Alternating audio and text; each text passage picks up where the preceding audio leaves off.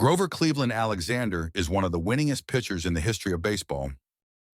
Almost a century after he retired, Alexander, also known as Old Pete and Alexander the Great, is still tied with Christy Mathewson for the most career wins in the National League. Alexander was born on February 26, 1887 in Elba, Nebraska. He was named after U.S. President Grover Cleveland. After finishing high school, he worked as a post hole digger for a telephone company. Around that time, he also began pitching. In 1907, at 20, he began playing semi-professional baseball. He was paid $50 per month, or about $1,600 in today's money. 3 years later, he finished with a 29-11 record for the Syracuse Stars in the Class B New York State League. His contract was later sold to the Philadelphia Phillies for $750. As a rookie with the Phillies in 1911, Alexander had one of the greatest debut seasons of all time. He led the league with 28 wins, which is still the all-time season record for rookies. Alexander also led the league in complete games, shutouts, and innings pitched. He finished third in the first-ever National League MVP award, or, as known then, the Chalmers Award. He had an all-time dominant four-year stretch from 1914 to 1917. In that period, he led the league each year in wins, innings pitched, strikeouts, complete games, and batters faced. He also led the league thrice in shutouts and twice in ERA. This dominance earned him the pitching Triple Crown in 1915 and 1916. He narrowly lost a third consecutive Triple Crown in 1917 when he placed second in ERA to the Giants' Fred Anderson. During these 4 years, he averaged 30 wins, 206 strikeouts, 10 shutouts, and a 174 ERA. However, it was also around that time when Alexander began drinking heavily. After the 1917 season, the Phillies made one of the worst trades of all time.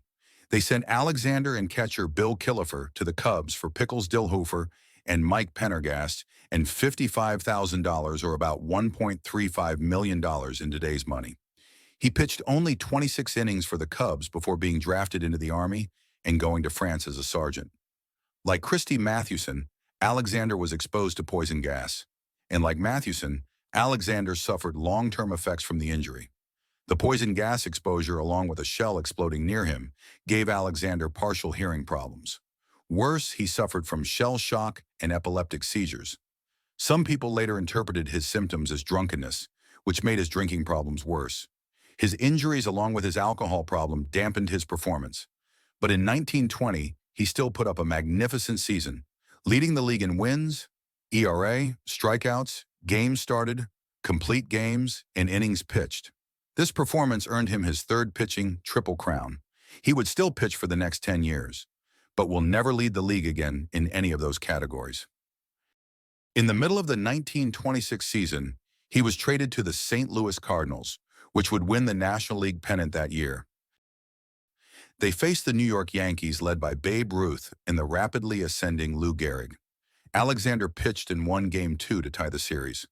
When the Yankees took a 3-2 series lead, Alexander pitched the critical Game 6 to even the series at 3 games each. To celebrate, Alexander allegedly got drunk and was still feeling the effects during Game 7 the following day. With 2 outs and the bases loaded in the 7th inning, Cardinals manager Rogers Hornsby called on Alexander to pitch in relief. Alexander struck out Tony Lazzari to end the threat. He followed this up with a scoreless 8th. In the bottom of the 9th, Alexander walked Ruth on a full count. With 2 outs and Bob Musell at the plate, Ruth inexplicably tried to steal second. Hornsby tagged him and preserved the win for the Cardinals. This gave the Cardinals their first ever World Series championship. This classic performance invigorated Alexander. In 1927, at age 40, Alexander would win 21 games for the Cardinals, though his performance would decline in his final 3 seasons. His wartime injuries and his continued drinking had taken its toll. In 1930, he would retire at 43. He finished his career with a WAR of 119.6, the 4th highest all-time among pitchers. He also had 373 wins and 90 shutouts, both National League records. Alexander also has the most wins of any pitcher who never threw a no-hitter. In 1938, he was inducted into the Major League Baseball Hall of Fame. He died on November 4, 1950, at the age of 63. In 1952, 2 years after his death, Hollywood turned his life story into a movie.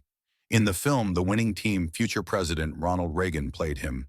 Thus, Alexander had the distinction of being named after a president and portrayed by another. Alexander's legend lives on.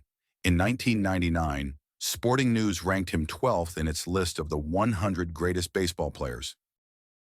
Thank you for watching. Where would you rank Alexander among the greatest pitchers of all time? Share your thoughts in the comments below. Please consider liking and subscribing to see more baseball content.